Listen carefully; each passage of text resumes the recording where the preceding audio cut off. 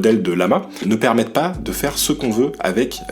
le modèle qui est sorti. On peut pas faire exactement ce qu'on veut, les licences sont un petit peu plus restrictives, notamment sur l'aspect usage commercial. La licence que Meta utilise limite l'accès pour les grandes sociétés par exemple. Et qu'est-ce qu'il y a de particulier ce modèle DeepSeek R1? Eh ben il est tellement performant qu'il est capable de rivaliser avec les meilleurs modèles d'OpenAI, comme le fameux modèle O1 dont on a déjà pas mal parlé, qui est un modèle de raisonnement lui aussi, qui sera d'ailleurs bientôt remplacé avec le modèle O3, donc on verra un petit peu si ce modèle DeepSeek R1 tiendra la route face à ce modèle là, mais en attendant, sur certains benchmarks, ce modèle R1 il est plus performant que le modèle O1.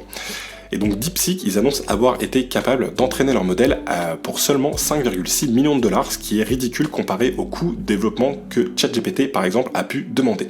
Et malgré en plus de ça, les sanctions américaines qui limitent leur accès à des puces avancées, puisque aujourd'hui la Chine ne peut pas acheter par exemple les dernières puces de chez Nvidia, ce qui limite forcément les progrès qu'ils sont capables de faire dans les intelligences artificielles, puisqu'ils ont une puissance de calcul qui est un petit peu plus limitée.